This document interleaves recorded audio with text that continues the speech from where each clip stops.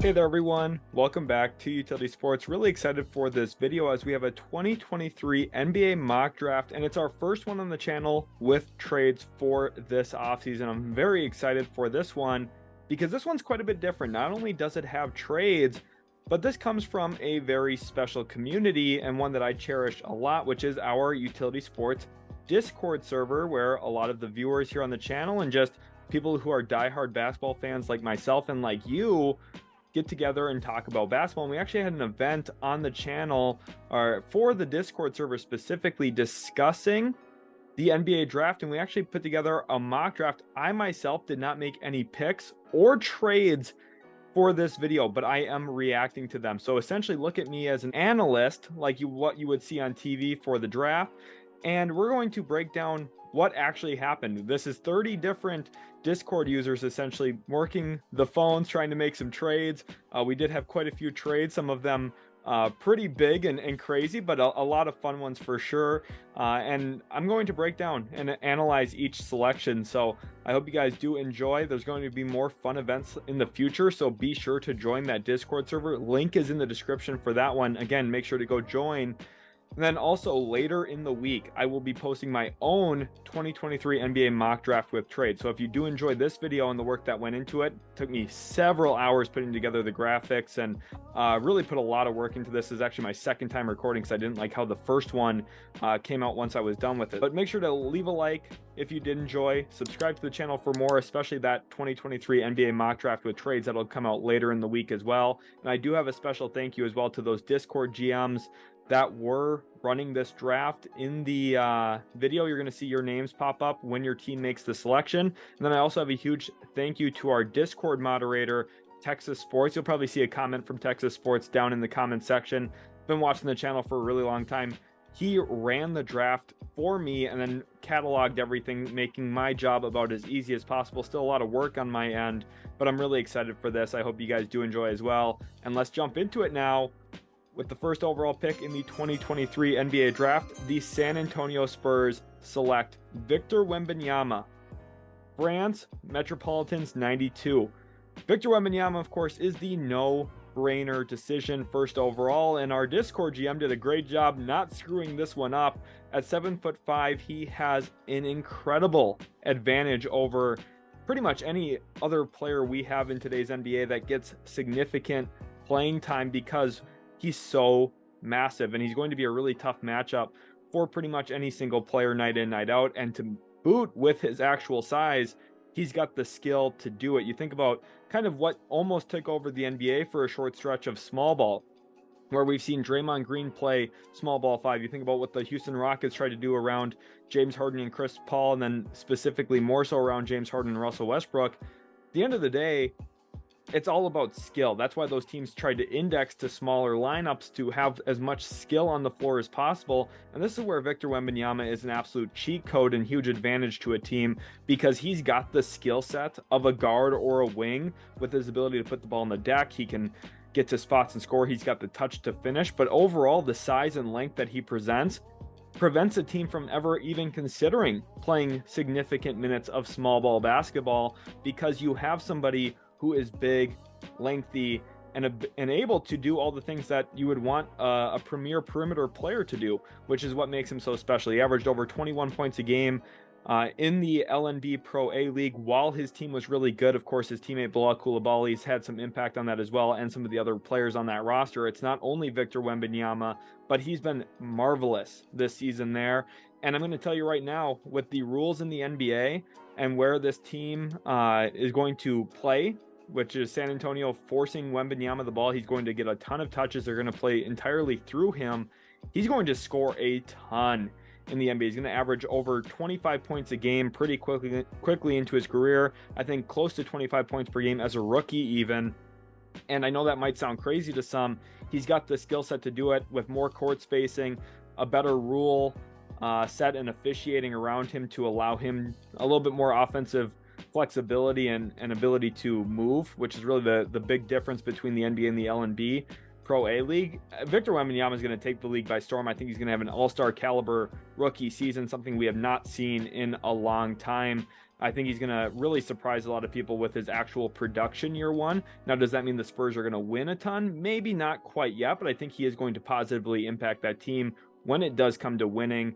And then also you look at the fact that his few weaknesses that he has, I think, are trainable. First of all, the physicality. I think he can put on a little bit of weight, get a little bit stronger. And then secondly, you think about the turnovers. Part of that comes down to his physicality. I think when he gets into traffic, he gets a little loose with the basketball, plays a little thin and frail, and doesn't use his frame to the best of his ability. And because of that, he is going to turn over the ball, especially when he's driving the basketball through traffic. Those are things that I think are going to be salvageable for his career. I think he's going to be one of the few players that we see on quadruple double watch at some point in his career, because he's going to impact the game that well. If you double team him, he's too big to really bother. He could shoot over you still, but probably just see the floor and pass out of it.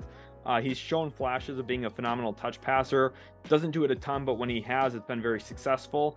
And then he's also just got the skill set to beat you one-on-one. So he's going to be a really tough matchup. I think it's going to come down to San Antonio scheming him open a little bit, because he doesn't have the functional strength right now to beat you downhill and, post you up and those kinds of things. But I think as his career progresses, gets a little bit stronger, and adjusts his body just a hair. I don't think he needs to completely overwork his body, but just a couple slight changes, building to his frame a little bit. I think Victor Wembanyama is going to be a perennial all-NBA level player, and somebody that just completely takes the league by storm sooner than later. This is a phenomenal pick and a no-brainer selection first overall.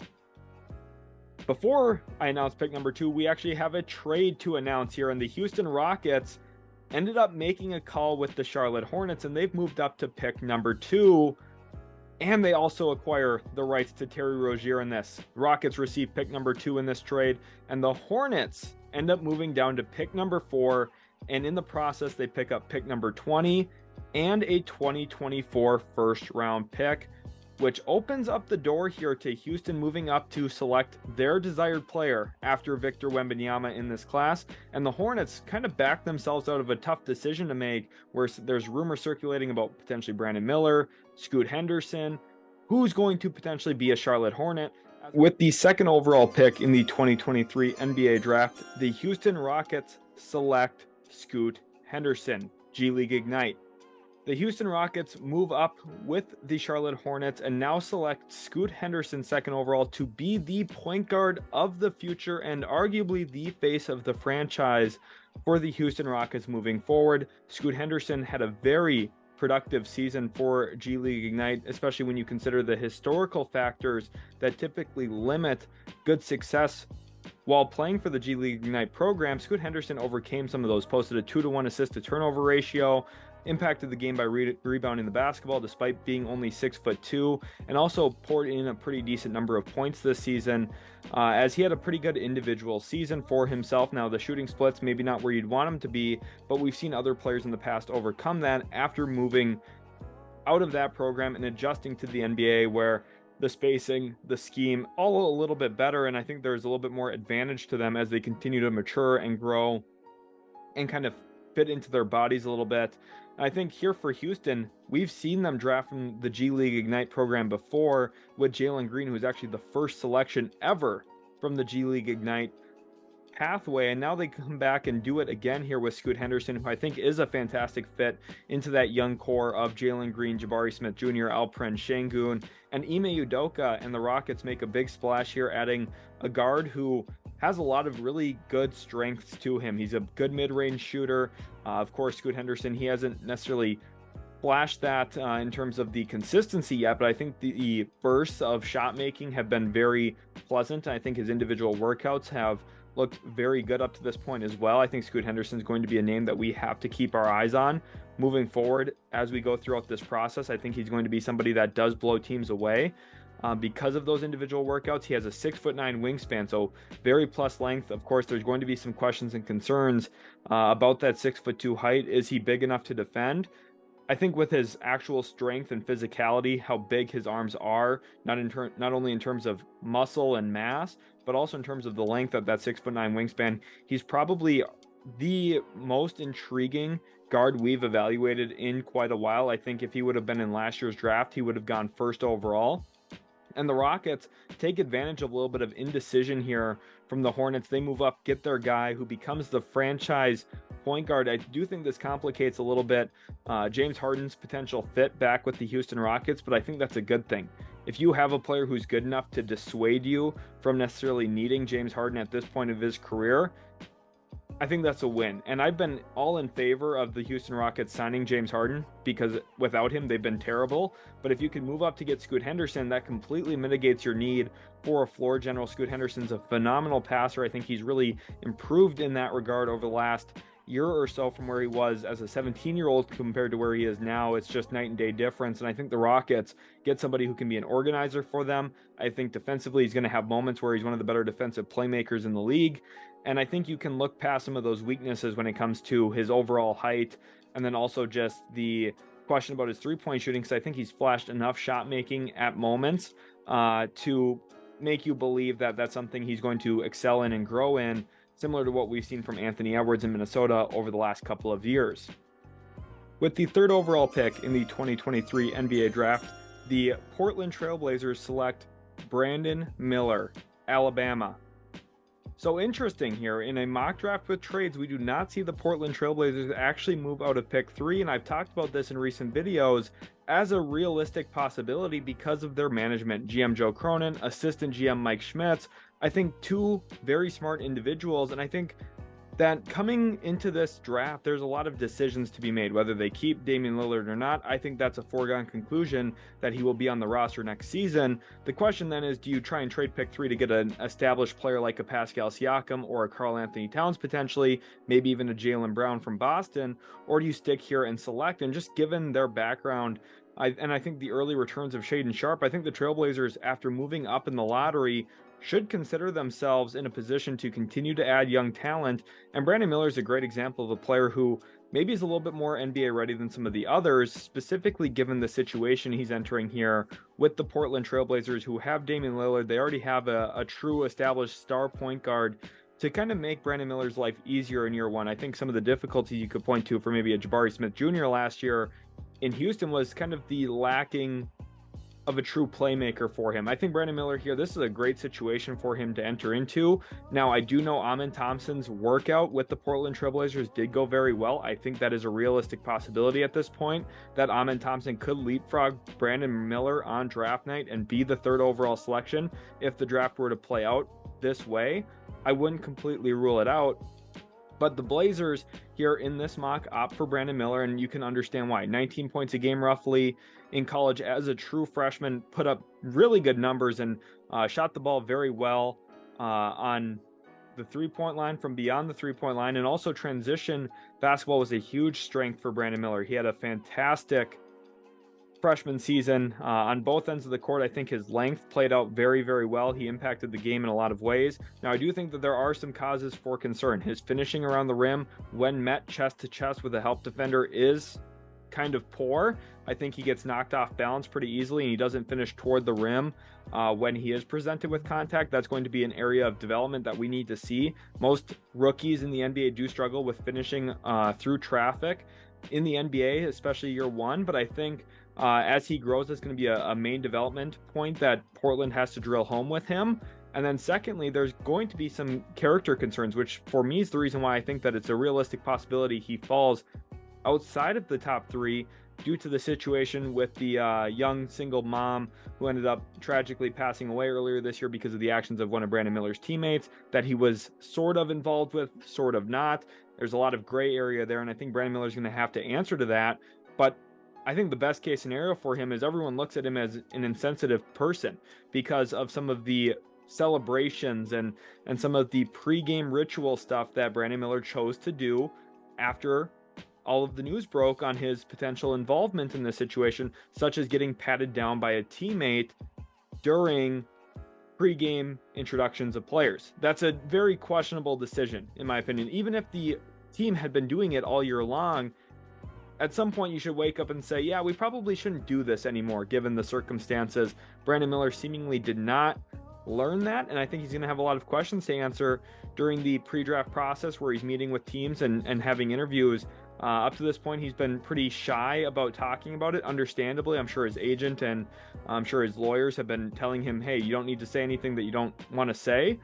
But teams are going to want to know. This is a multi-million-dollar investment. It's going to be a big question to watch. But nonetheless, Brandon Miller, I don't think he's going to slide too far in the real draft. He's such a talented player that teams are going to value him and try and keep him on their roster. And they're going to try and get him if he does slide just a little bit past 3. There's going to be some teams interested in moving up, I think. But we do see him here in this mock draft go 3rd overall to the Portland Trailblazers. And I think it's a pretty good fit. And he would fit long-term next to Shaedon Sharpe very well as well. With the 4th overall pick in the 2023 NBA draft, the Charlotte Hornets select Amen Thompson, overtime elite. After trading down, the Charlotte Hornets now find themselves in an even trickier position than where they initially were about Scoot Henderson. Does he fit in with LaMelo Ball? And now the question is, does Amen Thompson fit next to LaMelo Ball? Well, there is some positives here to Amen Thompson that other prospects in this draft just specifically do not have. First of all, he filled up the stat sheet for overtime elite, averaging around 16, 6, and 6 a night. Very productive player. And if you even go back to some of his performances against overseas European professional players, he posted a near 5x5 in a game where he had 18 points, 10 rebounds, 9 assists, 5 steals, and 4 blocks, which is just absolute monstrous type of production in a game against professional level players, and some of them notable players that I've had on my radar for quite a while, including a guy who's in this draft as well, Nikola Jarace. That's who Amen Thompson was facing and ended up having a dominant game. I think people like to focus a lot on the level of competition. Yes, there is a little bit of a concern there, but in the moments that Amen Thompson had to step up and play great basketball, he did. And the Hornets, I think it is realistic for them to value getting another ball handler, another playmaker and decision maker. And those are some of the things Amen Thompson is best at. He's a phenomenal ball handler with his ability to get downhill, get to the paint, and really generate paint touches that typically end in pass out situations. He's also got the skill set, though, to finish around the rim and through contact, which I think is one of the biggest draws of his game to me. Not only does he have an electric live handle, but he's got the ability to finish once he gets downhill and takes advantage of his size in that regard, while also knowing that the rim pressure he puts on, just with that incredible vertical that he possesses, that was on full display at the Portland Trailblazers workout earlier this week. Amen Thompson's a player who he knows he can kick it out to the perimeter. He knows he can throw lob passes and dump off passes to bigs who are sitting in the dunker spot. I think he does a fantastic job reading the court. He's a pretty smart player, and I think with him, the one thing you can say about Amen Thompson is I think he's ready to get a lot better. I think with good NBA coaching, he's ready to take a massive step forward and really stick out as a player that is going to be in a position to grow rapidly. And for the Hornets, the team that finished with the 4th worst record, and LaMelo Ball missed a good amount of the season, I think it's pretty clear that they do need more on-ball talent, another guy who can facilitate an offense and get you into sets and set up your team with success. He's going to be very good in the pick and roll at some point down the road. Now, the question and concerns are some of those weaknesses about the level of competition he's faced. Really, what's his floor? Does he have a really low floor? How bad could he possibly be? And it really all hinges on that shot making, because if the shot never comes around, they're in the process right now of retuning and completely changing his shot. If he never figures out how to shoot mid-range jump shots or three-point shots, is he a good fit next to LaMelo Ball? I think that you could argue that maybe he is, because he scores differently than LaMelo. LaMelo a little bit more finesse and a little bit more shot making reliant, whereas Amen Thompson is a little bit more downhill at your throat. He's going to get to the rim at will, and he does a very good job of that, which is something LaMelo Ball does not do. I also think Amen Thompson has defensive traits that LaMelo Ball just has not shown so far in his tenure in the NBA, and it gives you a very unique backcourt. After trading Terry Rozier, you see Amen Thompson likely stepping into the starting lineup and finding himself in a position here to be the second 6'7" point guard on the Charlotte Hornets. You have a very big lineup that you can potentially run out there, assuming Miles Bridges comes back. You also factor in Mark Williams, who's a massive human being at center, PJ Washington at the power forward spot. This Hornets team is pretty big, and they've got a lot of defensive upside now with Amen Thompson in there, Miles Bridges back. They're extremely athletic as well. And I think this Hornets team probably is trending in the right direction, although Amen Thompson is not going to likely advance your team a ton in year one. I think the ceiling for him, you could argue, is maybe the second highest in the class. If everything goes right, could he be a better player, arguably, than Scoot Henderson? I think there's an argument for that, but realistically, it's not something I'm 100% confident in. So I'd pump the brakes just a little bit on that and probably settle with him as maybe the third best prospect in the class, which is probably where I'm trending toward right now, because I do think there's a lot to work with for Thompson. I think this is a very interesting pick for the Charlotte Hornets. Before we announce pick number 5, there are 2 trades to announce. The first trade being a massive 4-team trade between the Portland Trailblazers, Golden State Warriors, Indiana Pacers, and the Chicago Bulls. Let's start with the Blazers. They received Draymond Green, who is in the final year of his deal. He actually has a player option, could potentially opt into that.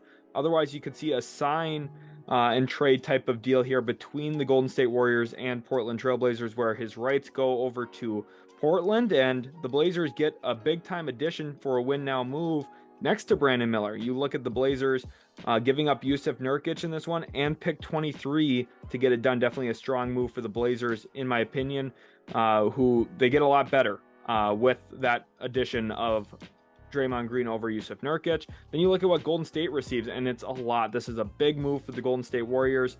Buddy Hield comes into the fray as another elite shooter, floor stretcher for them. Does a lot of good stuff in early transition, gets out ahead, and he's a phenomenal player to throw hit-ahead passes too, because he oftentimes cashes in a lot of those attempts. The Warriors also land Alex Caruso and Patrick Williams from the Chicago Bulls. The Pacers then land Jonathan Kuminga, Patrick Baldwin Jr., and pick number 19 from the Golden State Warriors, and the Chicago Bulls land Jordan Poole. Ultimately, a lot goes out the door. You could argue 2 of the Warriors' 5 best players find new teams in Draymond Green and Jordan Poole, and some of their young pieces, Jonathan Kuminga, Patrick Baldwin Jr. But after trading out those 4 guys, the Warriors walk back with 4 a little bit more ready players. Buddy Hield, Alex Caruso, I think, can be 2 high-impact guys. Patrick Williams, we're still kind of waiting on his potential to come to fruition, but he's an intriguing piece nonetheless. And then pick 23, you only move down 4 spots if you're Golden State. And I think for the Pacers here, this is a really good move. They end up moving off of Buddy Hield in this deal, and back they get pick number 19, Jonathan Kuminga, and Patrick Baldwin Jr., which is just phenomenal repositioning by the Indiana Pacers in a way that I didn't think was possible. The Pacers are one of the big winners in this mock draft, in my opinion, and we're going to see where they go with that pick number 19. And to be completely honest, it's not going to stick in Indiana very far, because we have another trade to announce, and it's a 5-team trade where the Pacers are now moving off of that number 19 overall selection, and the Detroit Pistons are trading out of pick 5. They end up receiving pick number 10, number 14, and number 19. The Pistons are huge winners in this mock draft, in my opinion, because they move off of 1 selection in the top 5, and they end up getting 2 lottery picks and another top 20 pick, which is incredible value. Definitely the Pistons GM did a great job working the phones in this mock draft. The Wizards find themselves at pick number 5 now. They're the team that wanted to move up from number 8, which has been rerouted to the Indiana Pacers, who used that number 19 pick to move up. They also eat the contract of Gordon Hayward. So definitely some crazy movement, crazy adjustments that we've seen up to this point. But they find themselves now with pick number 8 and Gordon Hayward. So the Pacers sit at 7 and 8 in this mock draft. The Hornets receive Bradley Beal. Definitely an interesting draft so far for the Hornets, who now find themselves with LaMelo Ball, Thompson, and Bradley Beal now in the mix. Bradley Beal probably supersedes Thompson as a starting guard, which moves him to the bench to begin his career in the Mavericks. Trade off of pick number 10. They get pick number 27 and Kyle Kuzma in this one. Definitely a crazy shakeup and a lot of movement here, but they now find themselves in a spot where amidst the LeBron James trade rumors, they instead go with a different former Laker in Kyle Kuzma, and they still keep a first-round pick as well. The Wizards moving off of number 8 and Kuzma and Beal to get to number 5. Definitely an interesting move for them, but this is where we see ourselves now, and let's move on to pick number 5 to see who the Wizards potentially take. With the 5th overall pick in the 2023 NBA Draft, the Washington Wizards select Ausar Thompson, overtime elite. there it is. Another Thompson twin goes off the board. The second one in a row, in fact, as Amen Thompson went 4th overall. Ausar Thompson now goes 5th overall. And he actually was quite productive for overtime elite as well. And you could argue even more productive than his brother Amen Thompson. A lot of Ausar Thompson's statistical success came in transition, though, and was really put in an easier situation to find statistical success, was off the ball a little bit more. Now, he did have it in his hands a decent amount, but I definitely think he was the benefactor of a slightly less demanding role than what Amen Thompson played in. I prefer Amen Thompson over Ausar Thompson myself, but clearly here, the Wizards GM wanted to move up and select the uber athletic twin brother of Amen Thompson in Ausar, and his strengths, they're there. A lot of people deem him as a better shot maker. I think that's an arguable point. I don't think that's set in stone 100% solid at this point, but I do understand the allure around him, because I think at the end of the day, the thing he's going to impact the game most at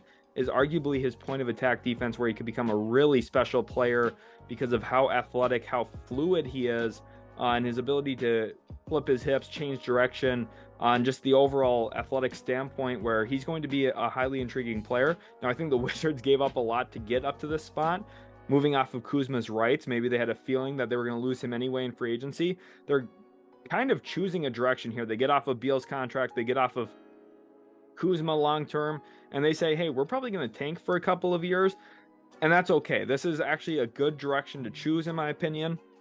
Now, maybe they could have gotten better value for Kyle Kuzma specifically, and maybe better value for pick number 8. But we find them now in a spot where they have a direction chosen, kind of reminiscent of where the Orlando Magic were a couple years ago when they traded Nikola Vucevic away to the Chicago Bulls, excuse me. The Wizards now find themselves making a similar move. With the 6th overall pick in the 2023 NBA draft, the Orlando Magic select Cason Wallace, Kentucky.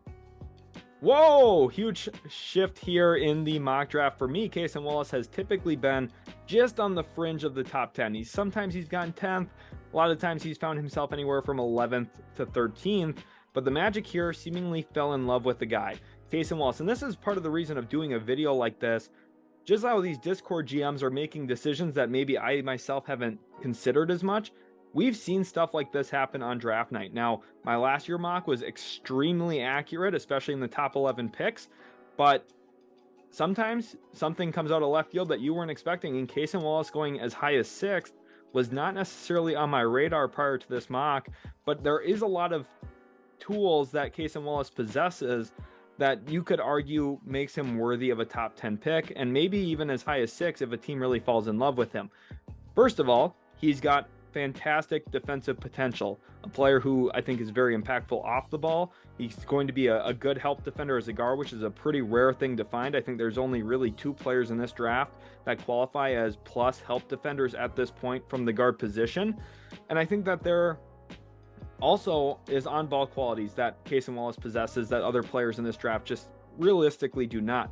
He's got very active hands. He averaged over 2 steals a game this past year for Kentucky, and seemingly just was always finding a way to get his hands on the basketball and deflecting passes, stripping opponents of the rock. And I think you look at his screen navigation as a big tool as well, that he's going to come into the NBA and be ready to help a team win, which I think Orlando's in a position where they want to push for that, whether that's a play-in appearance, a postseason berth, whatever that looks like to Orlando. I think that's where they want to get as early as next year to give Franz Wagner and Paolo Banchero very meaningful reps in high leverage playoff type intensity moments.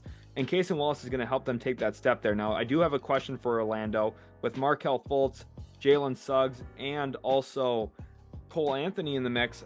How does Cason Wallace fit in? What do you play him as? Because he's kind of in that same cloth of, here's another guard. Who's going to separate themselves in terms of the minutes and who's going to play the most? It's not a bad thing having a lot of depth and having good players, but for me right now, it is a little cloudy onto which players play when, how do they all play together. And I still want Orlando to address shooting. Now, they do have pick 11 in this mock draft as well. We'll get there at some point and see exactly what they look to target. But Cason Wallace doesn't have a lot of weaknesses. I think he's all around a very good player. I think he's got a very good all-around game. And I think he's going to impact winning in a big way. So I think this is, even though kind of a surprising pick for Orlando, maybe a little high, I don't think you can really argue against it too much, because I think there's a good chance that at the end of the day, Cason Wallace is just flat out a top 10 player from the 2023 NBA draft. With the 7th overall pick in the 2023 NBA draft, the Indiana Pacers select Cam Whitmore, Villanova.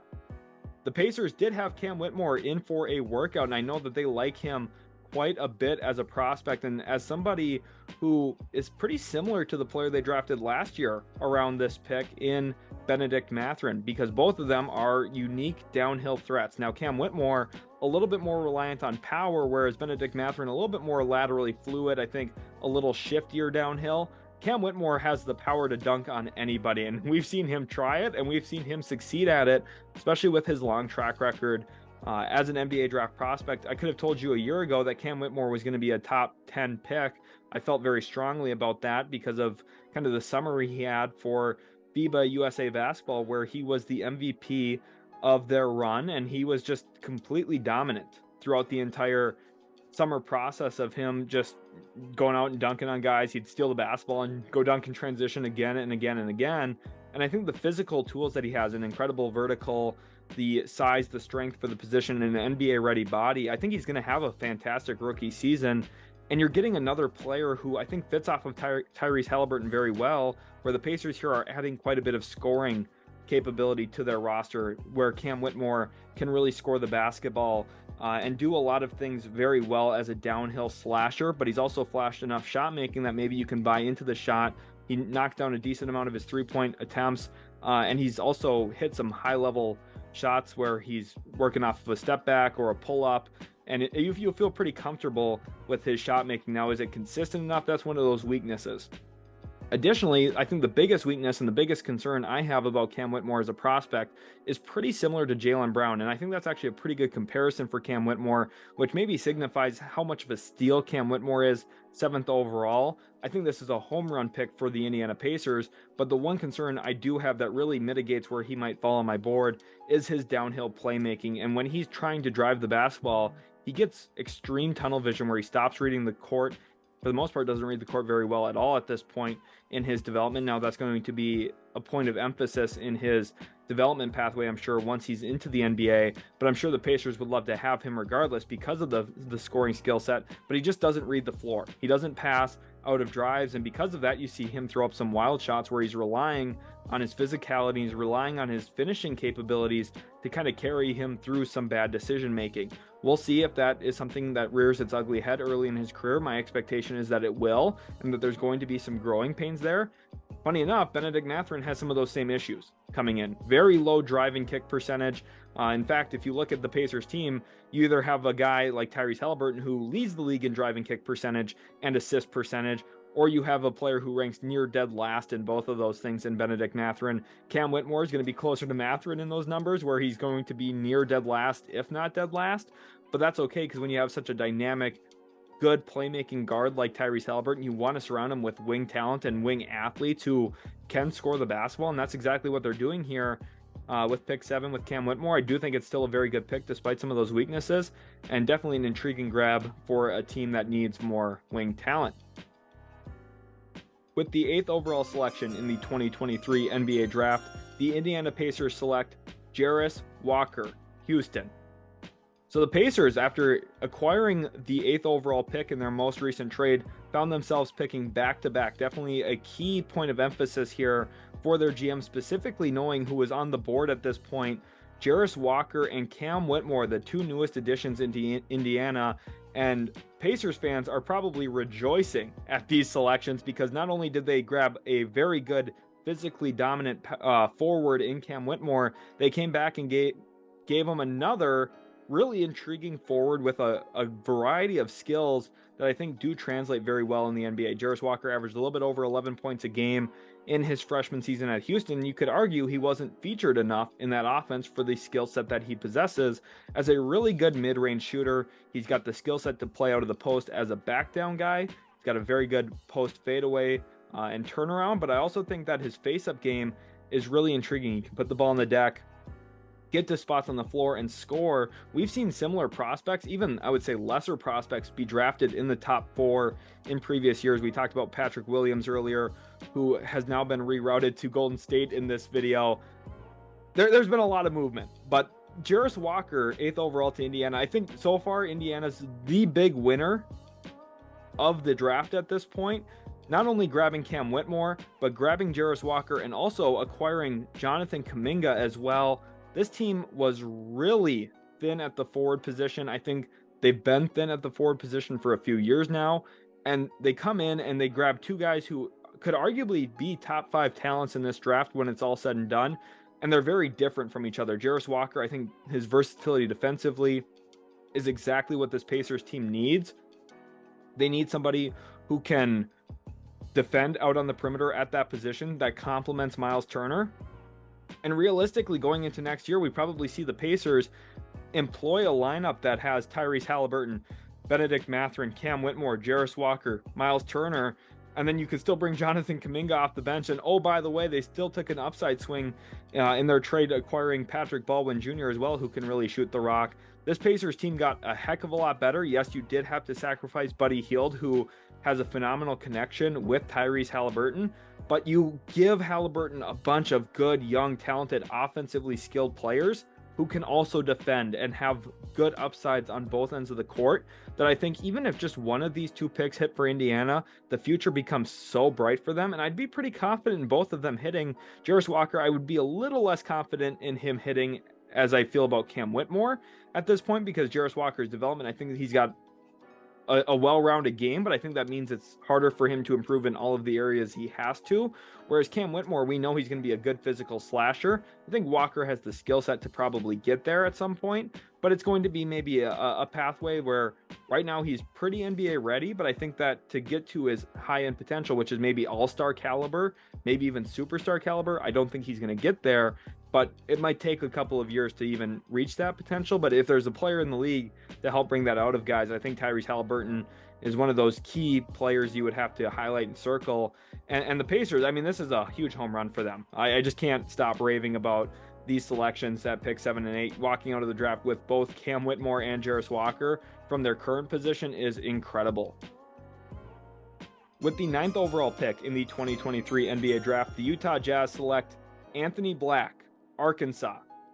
Anthony Black is one of my favorite players, and this is a total Danny Ainge selection as well, because Danny Ainge knows to take good players, and that's exactly what Anthony Black is. Had a very productive season for himself for Arkansas, kind of being the true point guard. I think a lot of expectations were placed on Nick Smith Jr.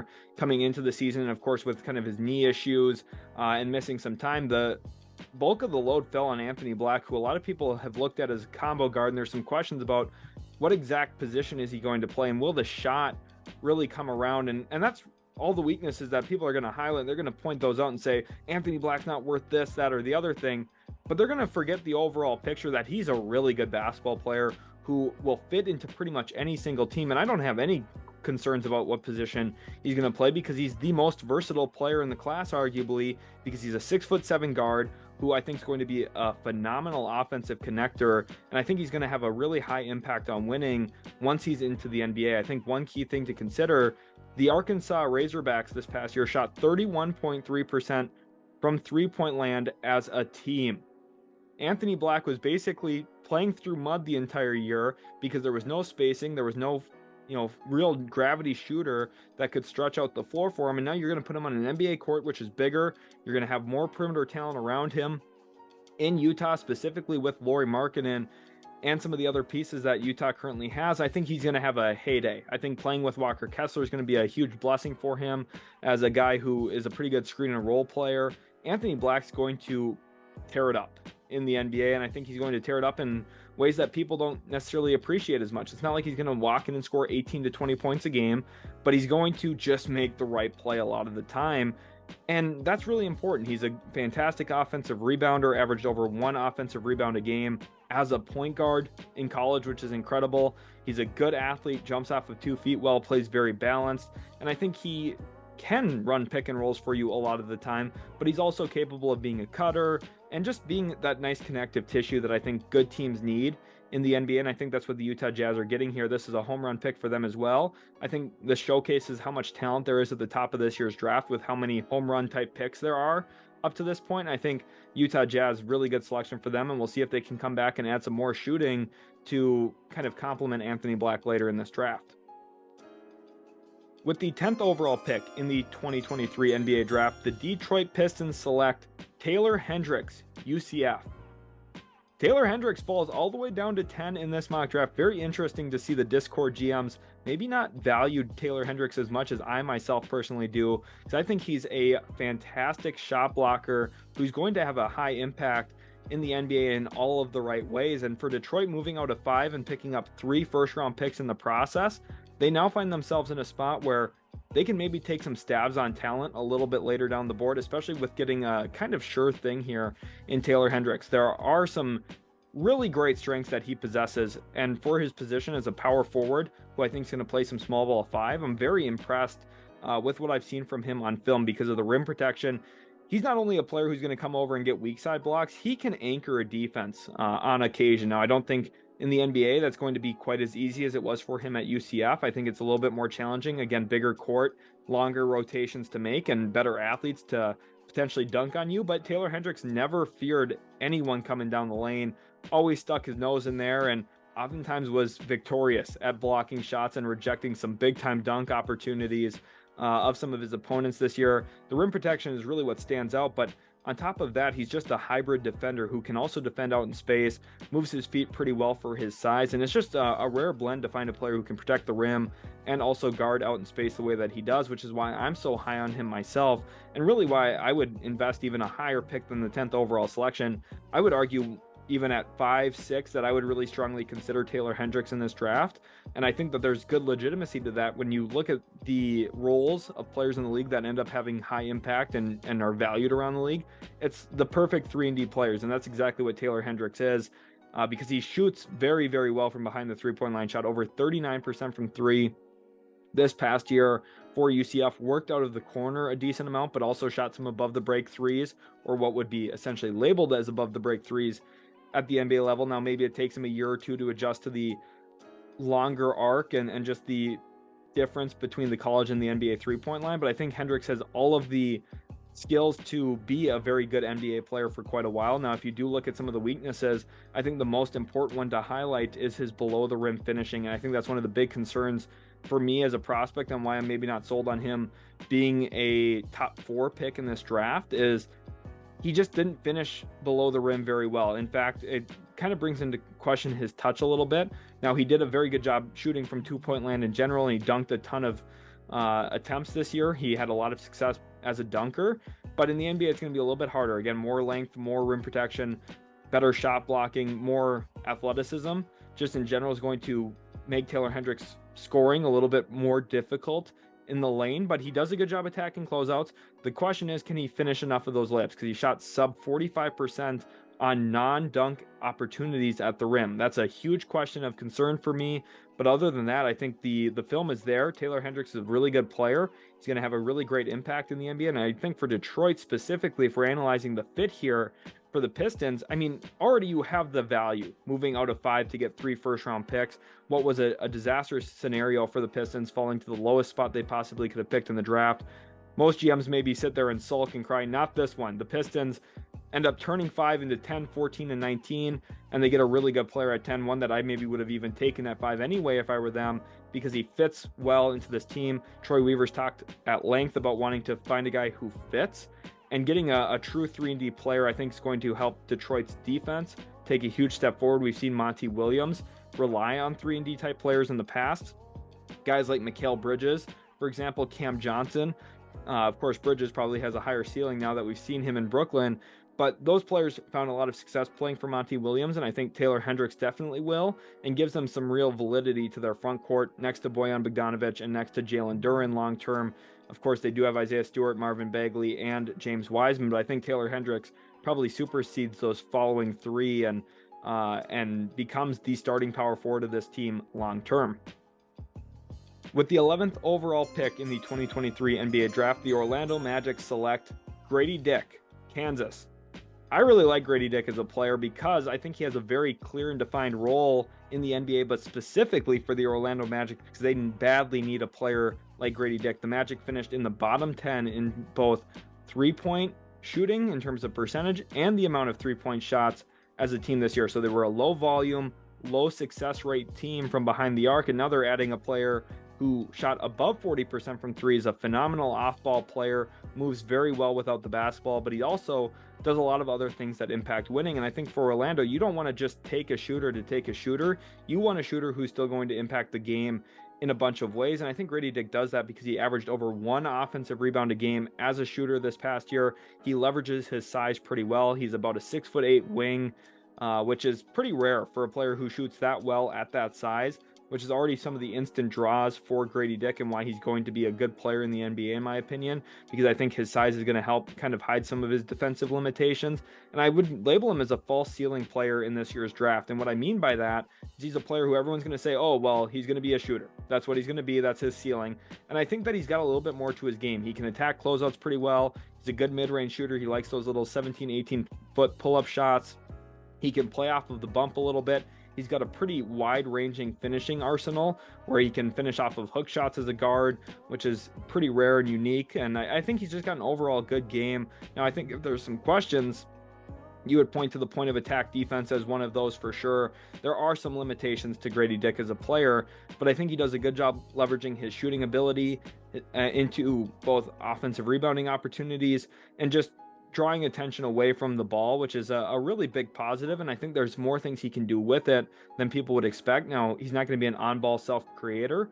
It's not like you're drawing up isolations for Gradey, but I think, again, attacking closeouts and doing some of those things that off of catches when he gets jumped at and teams are trying to dissuade that three-point shot, Gradey going to have a really nice ability to take advantage of those situations. I think Orlando, adding both Cason, Wallace, and Gradey here, they just get two flat-out good basketball players that one of them I think fits very clearly, and the other one you can at least buy the upside on and the talent level that he. With the 12th overall pick in the 2023 NBA draft, the Oklahoma City Thunder select Dereck Lively II, Duke. Dereck Lively is a massive human being at 7'1" with a really big wingspan, and for Oklahoma City, I think the biggest concern for this team has always been the size and the ability to keep guys off the glass. Dereck Lively is going to be a good solution to that. You think back to last year's final play-in game where the Oklahoma City Thunder got absolutely trounced by the Minnesota Timberwolves in their double big lineup of Karl Anthony Towns and Rudy Gobert.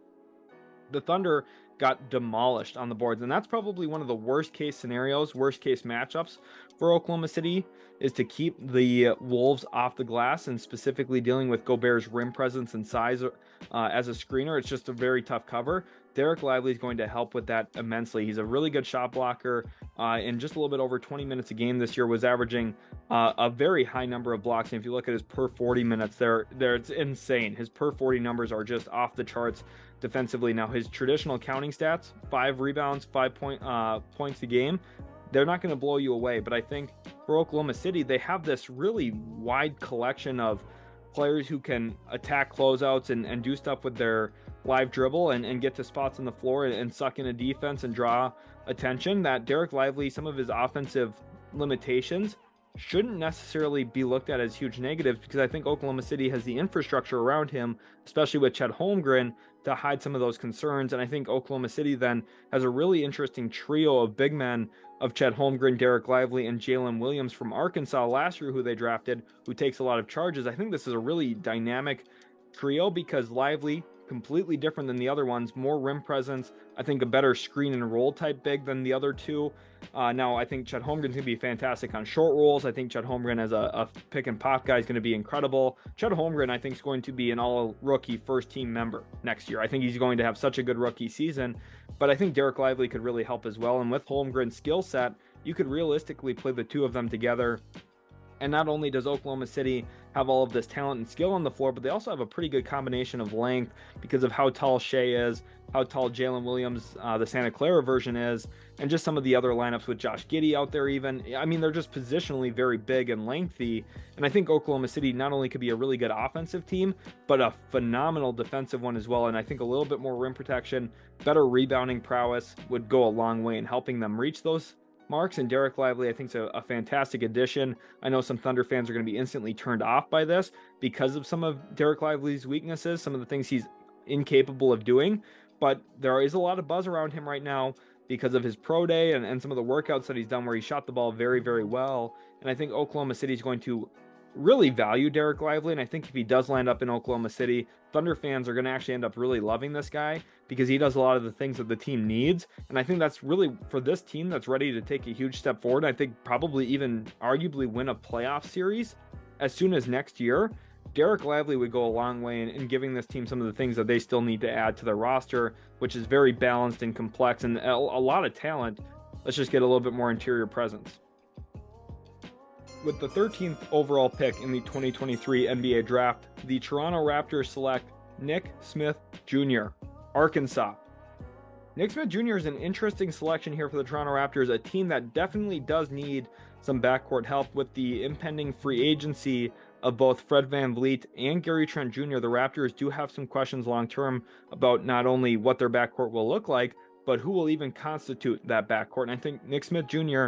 is a very interesting upside grab here for the Toronto Raptors, as he possesses a lot of touch and currently projects to be at least a 2-level scorer in the NBA, where he's very reliant on touch, but he has the touch that you can probably trust for him to rely on.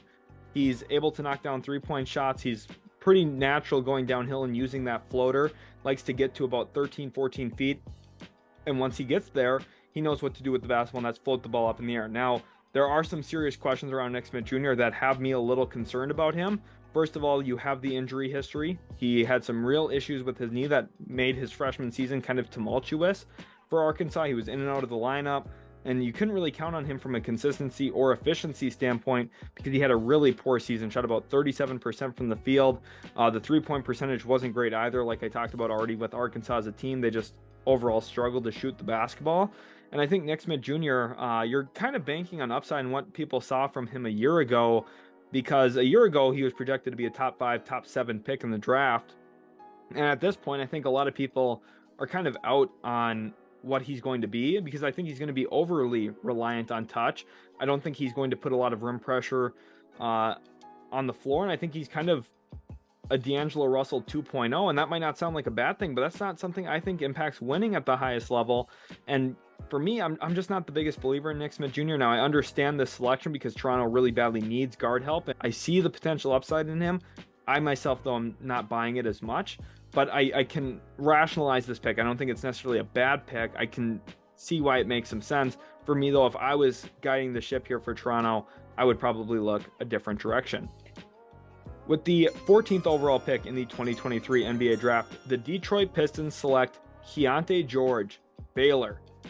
Wow, I was not expecting this one. So the Pistons, after selecting Taylor Hendricks at 10 after trading out of pick 5, find themselves in a spot where they want to take a massive swing on upside in Keyonte George, who had a really up and down season for the Baylor Bears as a freshman. There were moments, there were games, there were weeks where he could not miss a shot. And he was on fire, averaging over 20 points a game for a couple weeks this season and just kind of carrying the Baylor Bears offense for a little while. You think about that and you say, wow, this guy's potential is off the charts. And if you watch only highlights, Keyonte George seems like an absolute no-brainer selection. But this is the second pick in a row of a sub 40% field goal percentage guard in the draft. Keyonte George, now physically, I think he's a little bit more imposing than Nick Smith Jr. Maybe not as tall, but I think definitely a little bit more physicality to him. I think he's a little bit quicker twitch as well, getting to spots. I think he's got a very good live handle. But the Pistons, it's an interesting fit for me here because they have Jaden Ivey, they have Cade Cunningham. Is Keyonte George really what you should go for? And I think maybe the question is here, with 3 first-round picks, why not take the stab on upside? And I can see that. I can understand that perspective. But again, the efficiency was really low. I do have some questions of concern around Keyonte George and his ability to impact winning at the highest level as well, because typically we see Baylor as kind of a powerhouse team, and with Keyonte George in a big role this year, they just kind of took a big step back. Now, it's not only on Keyonte George's shoulders. A lot had changed for Baylor, and some of their front court, just wasn't the same. Their front court, typically really, really good. They usually rebound the ball at an elite level. I think there were some other issues on the team outside of Keyonte George.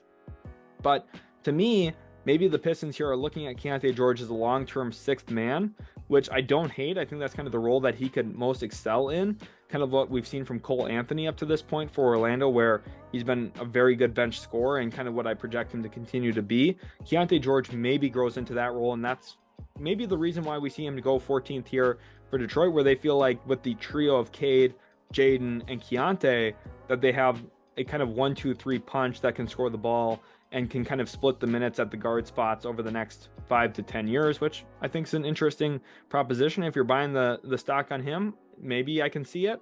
I'm a little bit lower on Keyonte George, just like I was on Nick Smith Jr., but I don't absolutely hate it. With the 15th overall pick in the 2023 NBA draft, the Atlanta Hawks select Jalen Hood-Schifino, Indiana. I'm not going to lie to you, this is one of the most surprising picks of the entire mock draft, and I was not prepared for this one.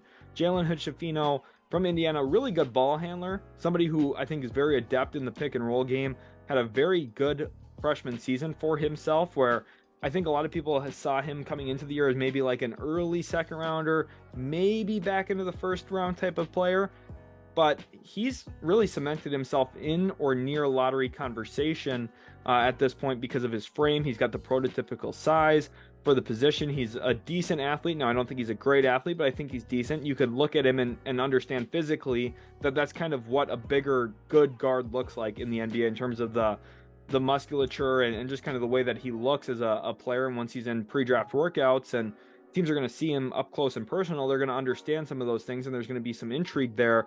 But Atlanta being the team to select him is really surprising to me here, because they already have Trae Young and DeJounte Murray, and I think they have a real big issue with ball movement as it currently sits. And Jalen Hood-Schifino, despite having pretty good passing vision, I think the Atlanta Hawks have a lot of passing vision already as well. DeJounte Murray, Trae Young, both good passers, but they're pretty ball dominant. I think at times Jalen Hood-Schifino was that way as well for Indiana, where he was like, I'm going to make the decisions here. I'm going to run the high pick and roll. I'm going to get to spots, and I'm going to rise up into my mid-range if it's open for me. And that's not a bad thing. I just don't think Atlanta is really the fit for him. Unless you're telling me that DeJounte Murray's getting traded for Jaylen Brown, then maybe I can understand and see this a little bit. But it's a pretty surprising selection for me. And it's not because I don't like Jalen Hood-Schifino, and it's not because I think the Hawks are a terrible team. Listen, the Hawks don't have a ton of needs. I think movement shooting is really what I would probably prefer for them, or at least spot up shooting. A guy like Kris Murray with some size could make some sense here too, in my evaluation. But if you're a believer in a prospect and you think a prospect's going to be fantastic, maybe that's exactly what this is here, where you're selling yourself on Jalen Hood-Schifino of just being a flat out really good player. And this is kind of that third guard for a lineup. Now, I don't think that the Hawks need this type of guard. I think that there's a lot of other ones you could have looked at. We've seen kind of a run on guards in the most recent picks with Nick Smith Jr., Keyonte George, and Jalen Hood-Schifino all going in a row. Pretty incredible to me. I'm not sure about this one, though. This one just feels a little funky to me. I don't like this fit. And if the Hawks pulled this off on draft night, it would tell me a couple things.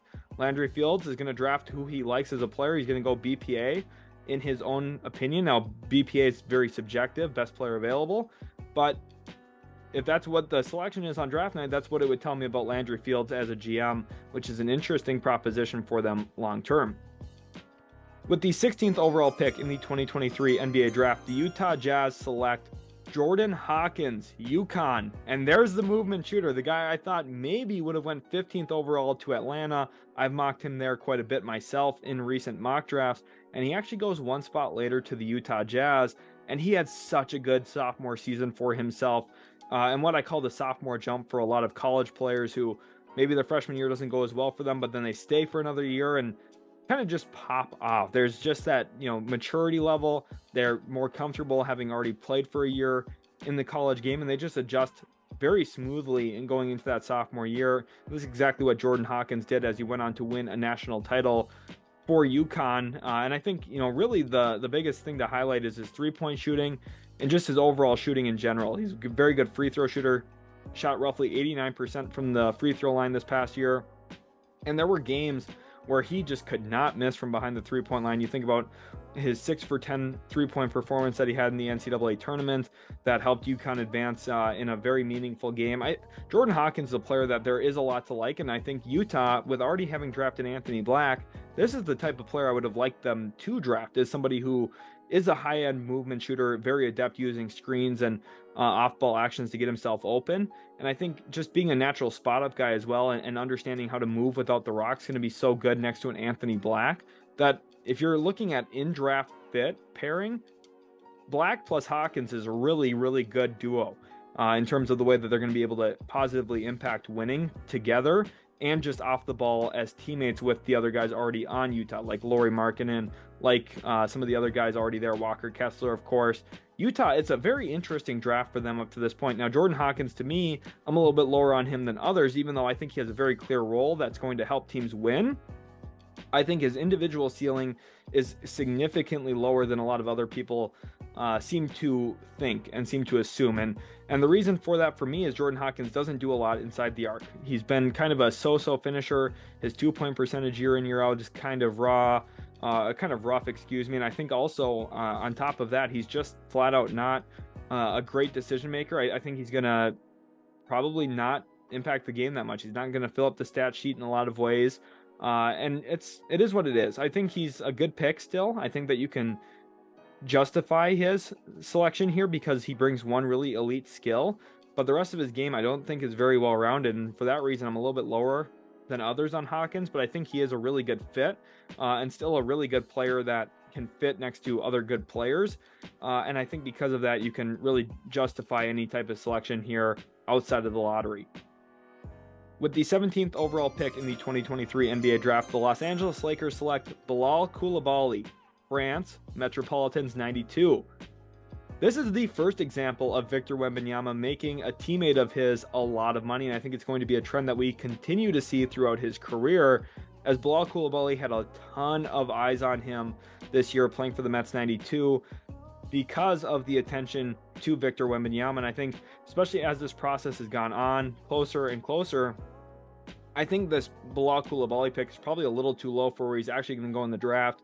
Typically every year there's at least one player that picks up a ton of steam and a ton of buzz toward the end of the process, and this year's version is Bilal Coulibaly. You think about where people were last year with Jalen Williams from Santa Clara. I think most people had him as an early second round pick up until about the last 2 weeks of the draft process, and then all of a sudden we started hearing lottery. Could he go in the lottery? What's going to happen here? Then he went in the lottery. I think Bilal Coulibaly is the same exact way. To me, he's almost a likely top 10 pick at this point from everything I've been hearing, my intel. And I think very realistically, at the minimum, will be a lottery pick. So for the Lakers to get him 17th here in this mock draft, very good selection.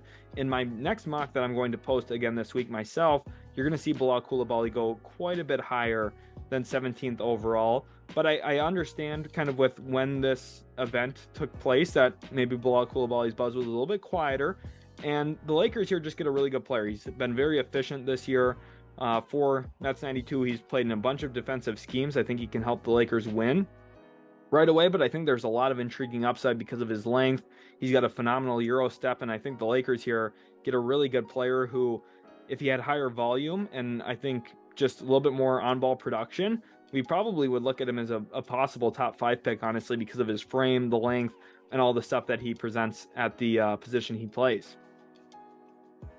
With the 18th overall pick in the 2023 NBA draft, the Miami Heat select Kobe Bufkin, Michigan. And there's our first Michigan man off the board. Kobe Bufkin goes to the Miami Heat, and it's a very strong selection for a team that has a really good culture, of course, has pushed them to the NBA Finals up to this point, where they've performed pretty well and they've been competitive with the Denver Nuggets. The Miami Heat now find themselves adding a really good guard to the mix, and it's at a pivotal time. Both Max Strus and Gabe Vincent are headed toward free agency. You could argue that one or both of them is in line to get paid pretty handsomely this summer, and in case Miami needed to replace one or both of them, Kobe Bufkin's a great starting point because he's able to do things without the ball in his hands. I think he's a very good connector. He makes a ton of touch passes, which is a pretty big sticking point for Michigan. You think about some of the players that have come in during Juwan Howard's tenure as head coach over there for the Wolverines, and a lot of them are good, quick decision makers. It's been a big emphasis for Juwan Howard, not only in his coaching, but also in his recruiting. He wants guys who are good cerebral decision makers, and I think Kobe Bufkin's another example of that. I also think he's a good competitive downhill defender, and what I mean by that is he sticks on guys' hips pretty well, doesn't get bumped off super easily, and he stays pretty competitive. As a guard, he averaged nearly 1 block a game this past year, which is absolutely insanity because you just typically don't see those types of numbers from a guard, and it's sticks out on the film. When you watch him play, you're like, wow, Kobe Bufkin really got to that shot. And it's one usually where he's riding the hip of a guy, and if you go back and watch the film, you're going to see, wow, Kobe Bufkin blocking a decent amount of shots for his size and frame. I think, there's some questions about what's the long-term upside and really what's he going to grow into as a player. But I think if you're just looking for a complimentary guy, there's not really a better option out here for Miami than Kobe Bufkin, who I would have preferred over some of the other guards that have already been off the board, honestly. And I think this is a perfect landing spot for Bufkin as well, because the Miami Heat culture, the Miami Heat development pathway seemingly works every single time. And I think a good player is going to get a heck of a lot better if he lands in Miami, just like Kobe Bufkin did here. With the 19th overall pick in the 2023 NBA draft, the Detroit Pistons select Jett Howard, Michigan. We have back-to-back Michigan Wolverines going off the board, and the Detroit Pistons, after picking up number 19, felt it was imperative to go out and get another type of connector. Just like what I talked about with Kobe Bufkin, Jett Howard has those same connector type abilities. As a kind of quick decision maker, he can handle the ball a little bit, run a pick and roll for you, and make some good passes out of that, working downhill. Averaged around 2 assists a game this past year for Michigan. That probably doesn't blow you away, but given his volume and kind of the role that he was in, not bad. Okay, I think some of the decision making could improve. Was a little turnover prone, not terribly bad, but something he could work on. And I think really the big thing for the Pistons is, again, you're looking for players who can fit. They've done a good job of that so far. Keyonte George kind of as a bench scorer role. Think about Taylor Hendricks as that really good 3-and-D forward. Now you get Jett Howard, who can be kind of a secondary or tertiary playmaker for a team, while also still being a pretty good catch and shoot guy. Shot over 40% from 3 this year on catch and shoot opportunities. And I think that's a byproduct of the way that Michigan played. And he actually stays in the state of Michigan with the Detroit Pistons. So he stays home. I think he's going to adjust pretty well there for the Pistons. I think Monty Williams is getting a collection of players in this draft that he's going to be able to coach up and get the most out of, but he knows there's going to be a little bit of a process to this, and that's exactly what we saw in Phoenix. Monty Williams kind of orchestrated the turnaround of that organization and a comeback to, honestly, greatness. The Phoenix Suns have been really great for the last few years, and I think the Detroit Pistons are hoping to get to that level, and these selections and the hiring of Monty Williams are going to go a long way in helping them. Even with some of the weaknesses that these players have, they're definitely taking steps in the right direction. And just that trade from pick 5 down to 3 first-round picks, it was a massive home run swing and one that pays off big time for the Pistons in this mock draft. With the 20th overall pick in the 2023 NBA draft, the Charlotte Hornets select Leonard Miller, G League Ignite. Leonard Miller, a player who has been a complete and utter surprise to me this year because of where he was a year ago. I just could not take him very seriously as a 2022 NBA draft prospect, but over the last 12 calendar months, he has completely refined and altered his game to all new levels, and he is not only a good 2023 NBA draft prospect, I think he's a lottery level 2023 NBA draft prospect at this point of the process, because he was so productive for G League Ignite. Honestly, unprecedented type of production, where he averaged 18 points a game, over 10 rebounds a night as well, and get this, over 3 offensive rebounds a game. He measured very well at the combine at a 6'10" without shoes listing, which is very similar to most centers at the combine. Leonard Miller is going to be kind of this hybrid point forward, and I think the potential's off the charts for him. Remember, Charlotte earlier on went with a really good athlete in Thompson, 4th overall in this mock, and they come back and use number 20 that they also got from Houston to grab Leonard Miller, and I think this is a huge home run for them. Leonard Miller, I think the upside is immense here. Moving off of Scoot Henderson was an interesting decision early on, one that I would have been less sure about doing if I was pioneering this Hornets draft, but they find themselves now in a spot where Leonard Miller not only is a really good addition, but I think he's a really good fit to their team, because I think they need a little bit more of that toughness, a little bit more of that, hey, I'm going to go get the basketball and I'm going to set a precedent for our team that we value our possessions, and he does that very well, averaging over 3 offensive rebounds a game. Again, that's massive, and he's got point forward kind of history. Now, he is a little turnover prone when he's actually handling the basketball. I think that's something you have to be careful of if you're Charlotte, but the long-term upside around him is that maybe you hit him on a short roll and he has the passing experience where, yes, sometimes he's going to turn the ball over, but sometimes he's going to make a perfect pass right to the right spot because he can read the floor a little bit quicker than most power forwards traditionally can. And I think because of that, the Charlotte Hornets at number 20 are getting an absolute steal here, and a player that, again, in the last 12 months, I've completely changed my mind on it and shifted my position from where he was to where he is. And I think his development trajectory is just off the charts unreal. Probably the most I've ever seen a player develop in a single year as a draft prospect. And I'm really excited to see where the future takes Leonard Miller. And if it's to Charlotte, it's an absolute great selection for them at 20 overall. With the 21st overall pick in the 2023 NBA draft, the Brooklyn Nets select Brice Sensabaugh, Ohio State. Brice Sensabaugh is one of the more polarizing prospects in this year's draft. Some people view him as a potential top 10 player in this class, a player who's maybe worth an actual lottery selection. And then there's others, like myself, who think, hey, the shot making's there. I want to see a little bit more, though, outside of that, because he does have the natural scoring ability to fill it up. He's got a very good mid-range game. I think if you look at him, a lot of people are going to compare him to DeMar DeRozan just in terms of his scoring profile and where he actually likes to get shots off. Now, I think DeRozan coming out of USC was just so much more athletic than Sensabaugh, who he's not a bad athlete himself, but I think DeRozan was just such an unreal athlete that it does separate those two guys. Brice Sensabaugh likely won't be in a bunch of dunk contests in his career, whereas I think DeMar DeRozan, if he had the ambition to do that, would have been able to do that because he was already in one when he was young, and I think he had the athleticism to compete in multiple. Brice Sensabaugh, I think his three-point shooting is significantly more advanced than DeMar DeRozan. Shot above 40% from three this past year for Ohio State. And he's got a very good triple threat game. He works really well out of triple threat. Now, I think the decision-making, the passing is a big concern for me still. I think there's a lot that Brice Sensabaugh has to work on and improve at. But for Brooklyn, if they are keeping these picks, which they do in this mock draft, picks 21 and 22, they start here with Sensabaugh as a kind of high upside swing and another scorer to put into the half court next to Mikal Bridges, and I can understand the fit there without a doubt. With the 22nd overall pick in the 2023 NBA draft, the Brooklyn Nets select Kris Murray, Iowa. Kris Murray comes in, and of course people are going to instantly think Keegan Murray, and Kris Murray had a really productive year for the Iowa Hawkeyes. Now, one of the cons on him is he is quite a bit older than some of the other prospects, and there's some concerns about what's his upside. And I'm going to tell you right now, he's not Keegan Murray. Okay, he's not quite the same player Keegan Murray is, and that's okay. He's very similar to Keegan Murray because, one, he looks exactly like him, and secondly, he's got a similar scoring profile, which is going to be pretty reliant on the three-point shot. And I think he's going to knock down a good number of threes in his career. Now, the one thing I'm going to say is he's been a little bit more inconsistent as a three-point shooter than Keegan Murray, although a high-volume three-point shooter. And I think a majority of his points in the NBA are going to come from behind the three-point line. I don't think he's going to be quite as cash as Keegan Murray was as a rookie for the Sacramento Kings. Now, Brooklyn's probably not going to need him to be quite like that, where in Sacramento it was really important off of Sabonis and Fox for Keegan Murray to knock down as many threes as he did.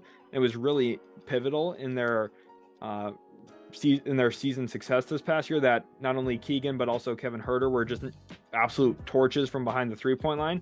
For Brooklyn here, it's about, can Kris Murray slowly take steps as a size and shooting prospect? And that means, can he learn how to back cut? And I think he already has a really good baseline fundamental feel for that, but I think for him, it's going to be about adjusting to the NBA speed, adjusting to the NBA game. I think it takes Kris Murray just a little bit longer to adjust to a new setting than Keegan Murray, and that's not necessarily a bad thing. Keegan Murray adjusted very quickly to both Iowa and to the NBA. I think Kris Murray, probably more of a year two player. We'll see a little bit more out of him.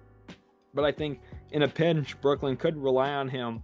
And I think he'll give you pretty good results just because he's got the size, he's got the shooting, and he's just overall, I think, a pretty smart player who knows how to impact the game, even when he's not the focal point, but he has some of that experience now too after his junior year for Iowa. With the 23rd overall pick in the 2023 NBA draft, the Golden State Warriors select Dariq Whitehead, Duke.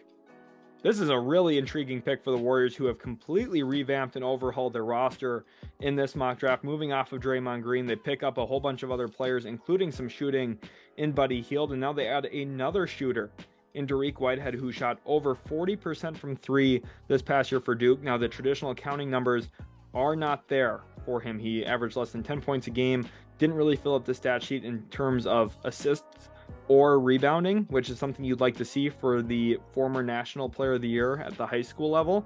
former McDonald's All-American. He did not do those things this year, but part of that was he was playing through a foot injury that I think really did limit what he was capable of doing. And in fact, he missed the NBA Draft Combine this year because of that same foot injury that he ended up having surgery on. So I'm hoping to see a completely different and revamped and rejuvenized Dariq Whitehead going into the future. And if that's the case, the Warriors here have a huge steal on their hands because of the long-term history that he has as a potentially very high draft pick. I think he plays with really good balance. I think he's an all-around good shooter, not only from three, but also from the mid-range. If you go back to his Montverde Academy actual film and footage, you'll see him curling off of stagger screens and using pin downs to kind of wrap back into the 15-foot shot.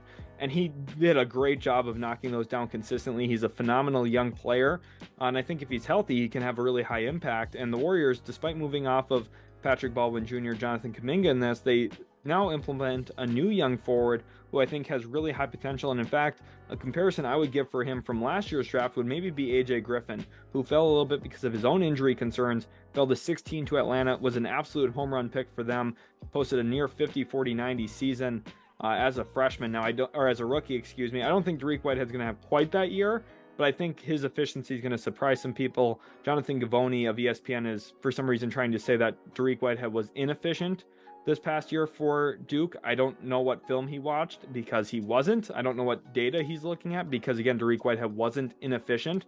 Now, his two-point shooting wasn't as good as a lot of people would have projected it to be, but overall, he was still an efficient player, and him shooting the three ball is always a good option for your offense. And I think the Warriors here get another guy who can space out the floor as they kind of move over to more of a high pick and roll, Steph in isolation offense, a little bit more than they have in the past, especially with the absence of Draymond Green from what presented itself in this mock draft. With the 24th overall pick in the 2023 NBA draft, the Sacramento Kings select Rayan Rupert, NBL New Zealand Breakers. Rayan Rupert is a French prospect who played in Australia this past year, actually New Zealand for the New Zealand Breakers of the NBL, played in Australia for some of the road games, of course. And Sacramento here, as a team that was an offensive juggernaut, I think the clear and obvious addition would be more defense. And that's exactly what they opted to do here in this mock draft, grabbing Rayan Rupert. And I think Rayan Rupert has a lot of intriguing strengths. He's got very active hands. He's got a good defensive motor, can pick up 94 feet. And he's got a lot of the lengths, physicals that are going to draw some teams in. And he's really got a raw offensive game that you think maybe we can mold this guy into something because of the athleticism. He's really good in advantage. He's a great transition player at this point. But I do think there are some real negative long-term weaknesses that are going to rear its ugly head with Rayan Rupert, and I think make him a little bit more of a Matisse Thybulle than anything else, which can be an impact player, but I don't know how consistently you can rely on that, especially next to Sabonis and Fox, who necessarily aren't the best shooters. I know Fox was on an absolute heater this year, so maybe I need to put a little bit more respect on his name. I think that's a good argument, Kings fans. I'm not trying to irritate you guys. You guys know I pull for the Kings, but for Fox specifically, I think a guy who can shoot around him just with how much downhill pressure he can put on the rim as a cutter slasher is really remarkable. And I think with Sabonis kind of operating out of the high post, you want guys who are good natural shooters, and Rupert isn't that. Rupert's shooting is pretty suspect at this point. His handle's even more questionable. He's very right-handed, doesn't really use his left hand to do much on the court offensively right now. This is the long-term development play for Sacramento. Year one, year two, you're not going to see a lot of good Rayan Rupert. I think that's just the obvious, but I do think that if you're looking for kind of a really good defensive duo, Davion Mitchell and Rayan Rupert picking up 94 feet and kind of making it hard for teams to advance the ball is a very interesting long-term proposition that I could maybe buy into a little bit. Now, I think that there's other prospects that I maybe would have preferred here over Rupert. I'm a little bit lower on Rupert than others, but I do think that the rationale behind potentially drafting Rupert to Sacramento is one that I could see. I've mocked him to Sacramento a bunch of times as well. So it's not necessarily that it's a bad mock selection. It's just not the one I would make if I was in Monte McNair's shoes. But realistically, you can understand the points as to why Sacramento considering Rupert would be a real possibility. With the 25th overall pick in the 2023 NBA draft, the Memphis Grizzlies select Maxwell Lewis, Pepperdine. Maxwell Lewis is an interesting scorer and shot creator, someone who filled it up at Pepperdine, especially this most recent season.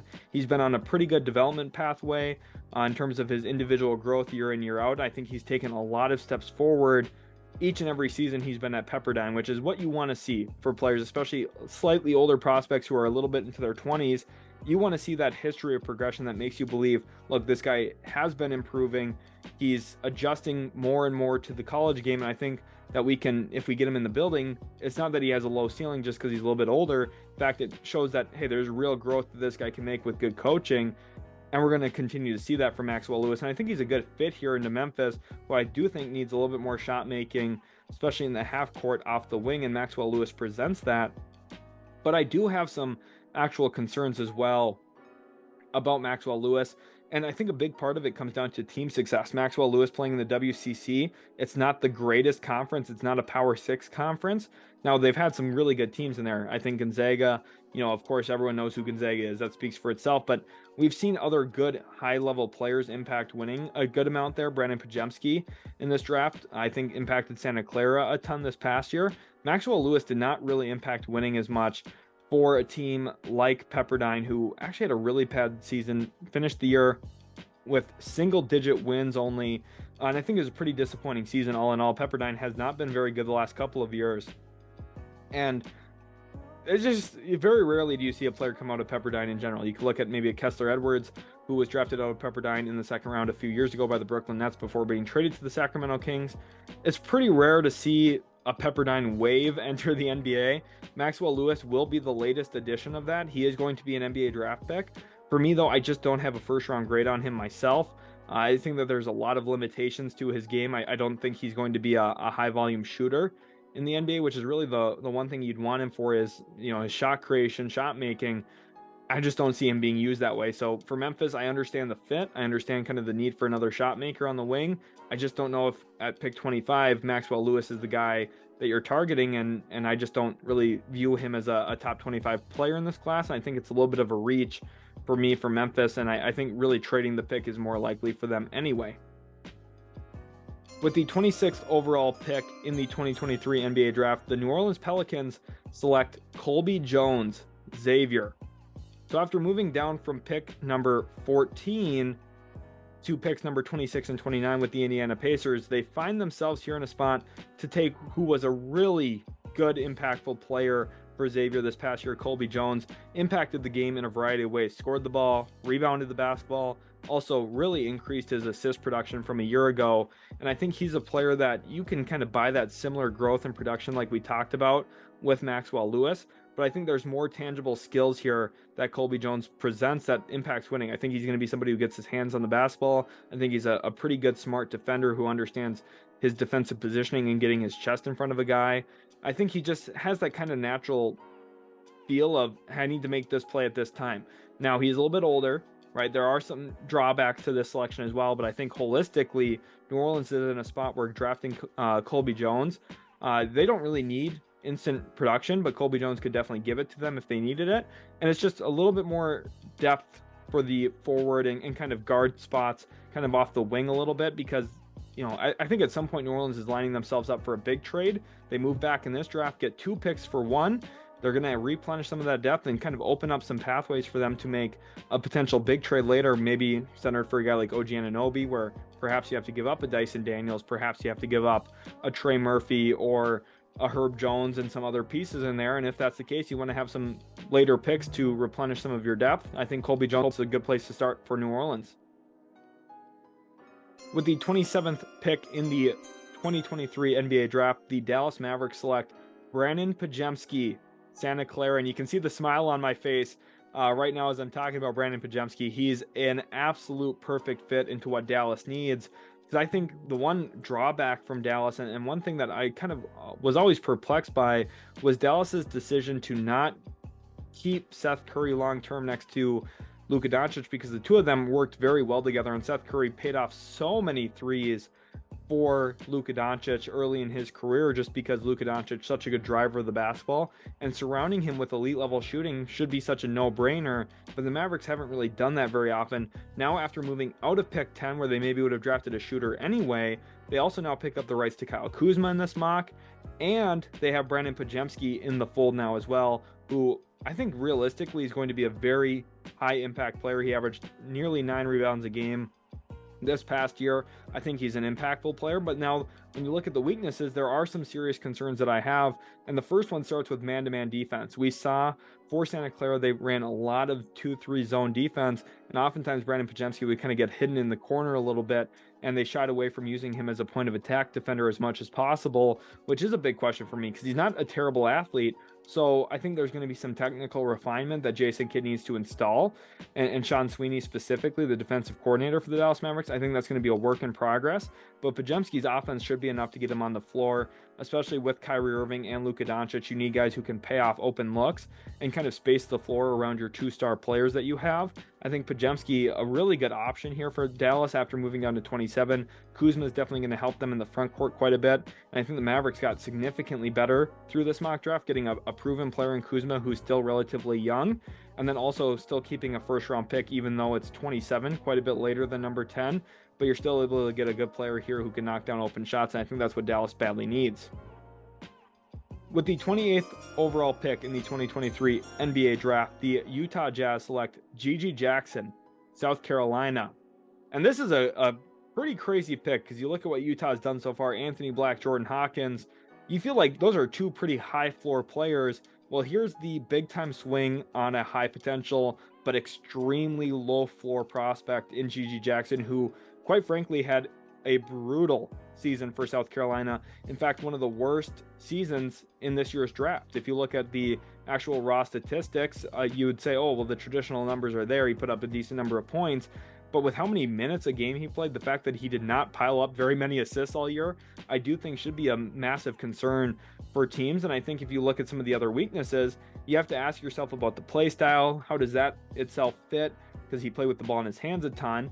And that's a big question to have, is what does he look like off the ball? Does that help him, or does he not be able to adjust? And is he just a wasted pick here in the first round? But these are picks that we've seen Danny Ainge make before. He's been willing to take high swing upside picks, especially outside of the lottery. A lot of them haven't panned out, but in the off chance that one of them does, you feel really smart and good about yourself. And Gigi Jackson is the guy that maybe you want to take that swing on, even though there's some defensive lapses right now, because the upside is immense. He's got very good size at about 6'9". He's got a good physical frame to him, about 215, 220 pounds currently, according to my information on him. And then you also look at his just athletic standpoint. He can handle the rock. He's able to knock down perimeter shots. That's at least the assumption. He's got the willingness to shoot a lot of three-pointers. Now he kind of plays outside in. I would like for him, with his size and frame, to get to the rim a little bit more and kind of exert his physical dominance. He doesn't do that very much, but I think that'll be an area of development for him. He's going to spend a lot of time in the G League before he makes it a high impact. But one thing you can sell yourself on with him is he is the youngest player in the 2023 NBA draft class. So there's a lot of time to wait and say, okay, what is Gigi Jackson going to become? It doesn't have to be a year 1 or year 2 project. It's what does he look like 3, 4, 5 years from now? And that's what Utah is really going to bet on here with this selection. With the 29th pick in the 2023 NBA draft, the New Orleans Pelicans select Noah Clowney, Alabama. Noah Clowney had a decent season for himself, rebounded the ball pretty well. Now, he did average single-digit scoring numbers this past year, and he didn't really assist a lot, and he didn't really block a ton of shots either, under 1 a game. But if you do look at the strengths for him, he is a modern big who shot nearly half of his field goal attempts this year were from behind the three-point line. Didn't shoot a great percentage on them, but it wasn't brutal to the point where he was told to stop shooting. And I think that's one of the big positives when you're playing at Alabama. You're going to shoot a lot of threes. That team, very pro-style offense, and I think Noah Clowney was kind of the benefactor of that a little bit with what he was able to display and showcase. I think he's got a pretty intriguing driving skill set, and I think if you're looking for a comparison to Noah Clowney, what he can maybe grow into, one that I've started to like over the last couple of weeks is Naz Reid of the Minnesota Timberwolves. I think that's what you're hoping Noah Clowney can develop into, as a floor spacer who can drive the basketball and offers some decent size and rebounding. Now, Naz Reid, I think sometimes gets bullied down low. I think Noah Clowney's going to have some of those same issues where he's not going to be a true defensive anchor. He might not even be a true center, but he'll impact the game in a few different ways. And I think that Noah Clowney does have some real positives to his game that probably do outweigh some of the cons. And I think if you're a big believer in Naz Reid, you probably do want to take a stab at a guy like Noah Clowney, who has some of those same skill sets that we've seen from Naz Reid. And the Pelicans here, it's kind of a draft and develop strategy here for them with Noah Clowney. I don't think year one he's going to play a ton for them, especially given the fact that they do have Jonas Valanciunas and Larry Nance at the time I'm recording this. But nonetheless, Noah Clowney, I think long-term could grow into a player that New Orleans really likes to put around a guy like Zion Williamson, Brandon Ingram, and CJ McCollum as kind of a floor spacing big that gives them just a completely different look than what they currently have with Valanciunas as a low post big and Larry Nance as kind of a screen and roll guy. You get a new look in there, and you get a completely different center, which I think could have some merit to it. With the 30th overall pick in the 2023 NBA draft, the Los Angeles Clippers select Marcus Sasser, Houston. Wow, what a shakeup. Marcus Sasser goes 30th overall here in the first round. First time all year I have featured Marcus Sasser in a first round. Of course, this was not my selection. This was a Discord GM user selection. I would be pretty surprised to see Marcus Sasser go in the first round on draft night, but I think the Clippers are one of the few teams that you can maybe rationalize this for, just given the fact that Russell Westbrook is headed toward free agency. They do not have bird rights on him. It might be difficult to keep him in the fold. I think the Clippers, a team that there's a lot of pressure on to try and win pretty soon, they're one of the few teams I could see understandably taking a shot on Marcus Sasser because of his ability to score the basketball. He put up good numbers this past year for Houston, and he's been a high impact player when it comes to winning, and he's hit a lot of big shots in his career. And I think that's really the first strength you have to look at is the shot making. That's really what pops to me is Marcus Sasser's ability to put the ball in the hoop.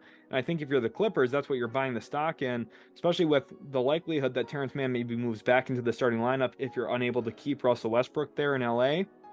Marcus Sasser probably becomes your six-man spark plug off the bench a little bit.